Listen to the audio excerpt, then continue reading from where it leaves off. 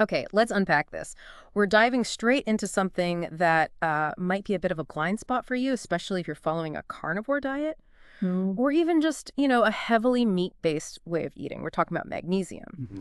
Today, our deep dive is really about getting to the bottom of why this specific mineral is so critical, and importantly, why it might be surprisingly low, even on a diet that we often think of as packed with nutrients. Yeah. We'll look at what signs might signal you're coming up short, and crucially, what the material we're looking at suggests you can actually do about it.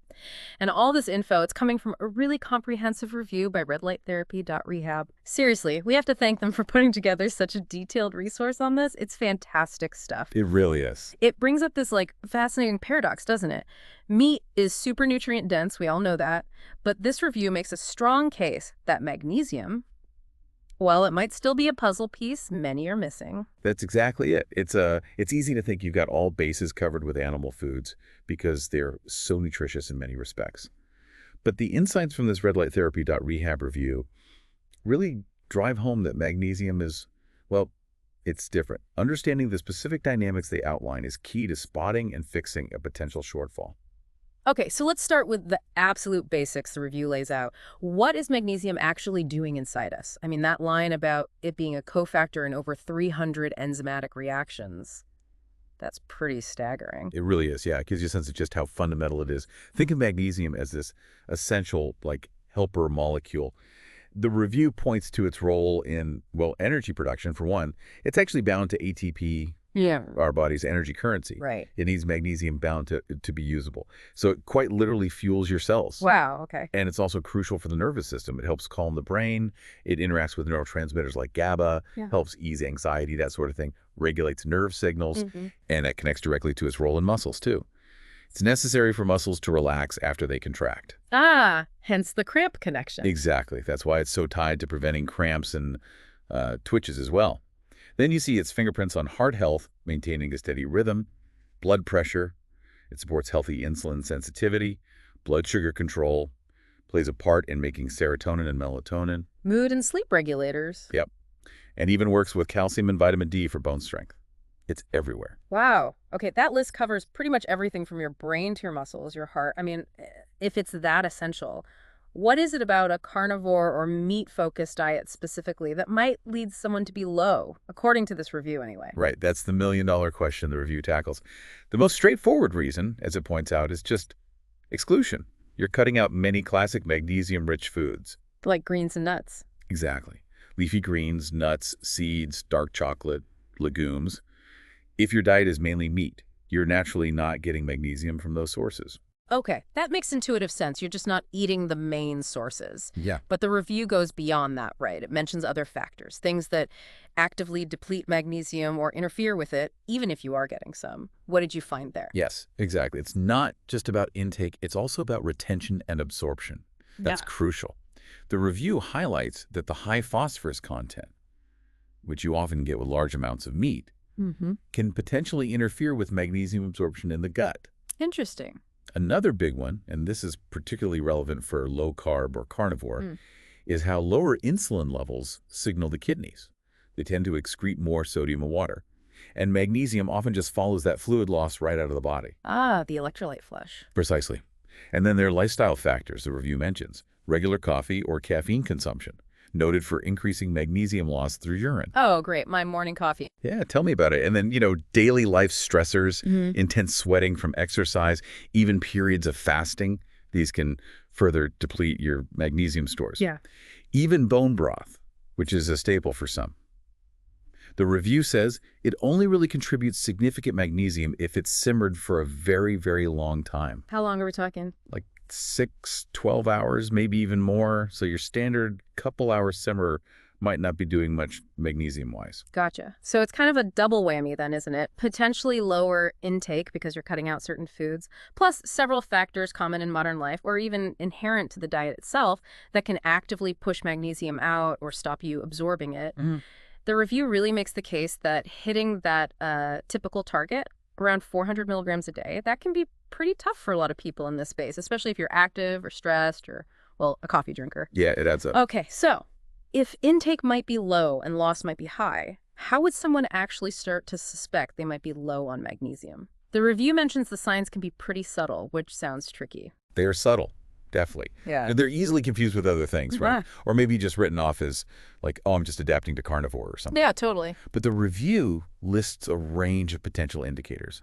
Things that, if you notice several of them cropping up, might point you towards magnesium. Things like muscle cramps, Yeah. those really annoying ones in your calves or feet, often at night. Oh, yeah, I know those. Eyelid twitching is another classic, though usually minor, sign. Persistent fatigue, or just feeling mentally foggy.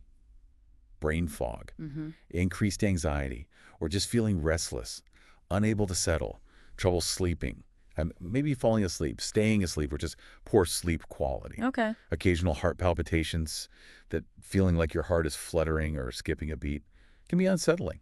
Being unusually sensitive maybe to bright lights, loud noises, or just stress in general. Feeling easily frazzled. Right. Chronic constipation can also be related. And even finding that you have like poor recovery after exercise, taking longer to bounce back. That's quite a range. And honestly, like you said, a lot of those are pretty common complaints people might have. You wouldn't necessarily jump to, oh, it must be magnesium. Exactly. It really reinforces that point from the review that magnesium could be a kind of missing link for people feeling maybe less than optimal on this kind of diet. Absolutely. And it's probably worth quickly circling back to those factors that actively drain magnesium, because the review really highlights how they can compound things. They stack up. Good point. So as the source material explains it, coffee and caffeine literally make the kidneys flush out more magnesium. Yeah. Alcohol messes with both getting it in and keeping it in. Chronic stress. That elevates cortisols, and cortisol triggers magnesium wasting. Your body just dumps it. Right. Stress is a killer. Heavy sweating, like intense workouts or hot climates, obviously flushes out electrolytes, including magnesium. The high dietary phosphorus, often coming with that high meat intake, can reduce absorption in the gut. And again, that low insulin state you get with fasting or keto carnivore adaptation. It means the kidneys are letting go of more electrolytes overall, magnesium included. Wow. It really sounds like these factors can create quite a deficit, especially if you've got, say, a stressful job, you work out hard, and you drink coffee. That's a common combo. It is. They can definitely stack up against you. So, okay, what about solutions then? The review spends a good chunk of time on supplementation, and it makes it really clear that just grabbing any old magnesium pill off the shelf might not be the best plan. It's really not one size fits all, is it? No, not at all. And that's a key distinction the review emphasizes. Magnesium comes bound to different molecules. They're often called chelates or complexes. And this pairing, the molecule it's bound to, really changes how well it's absorbed, where it tends to go in the body, and the effects it has. Okay, that makes sense. So the material breaks down some of the most common forms of what they're generally best suited for. Magnesium glycinate, for example, is highlighted as being really excellent for promoting sleep, easing anxiety, calming the nervous system. It's usually highly bioavailable, gentle on the stomach, less likely to cause digestive issues, often recommended for nighttime use. Gotcha. Glycinate for calm and sleep. Then there's magnesium malate. This one's often recommended more for boosting energy, maybe reducing muscle pain or combating fatigue.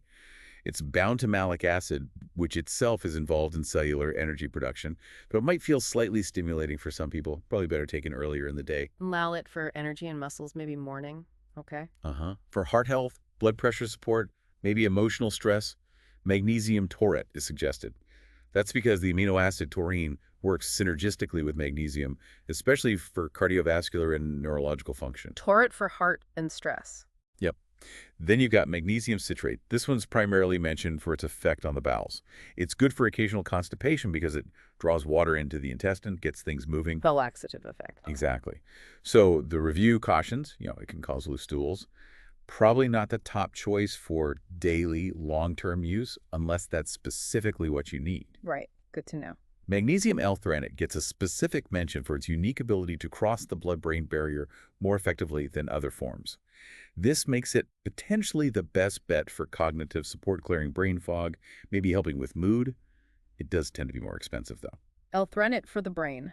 More pricey, but potentially more effective there. Right. And finally, they mentioned topical magnesium chloride, like oils or bath flakes.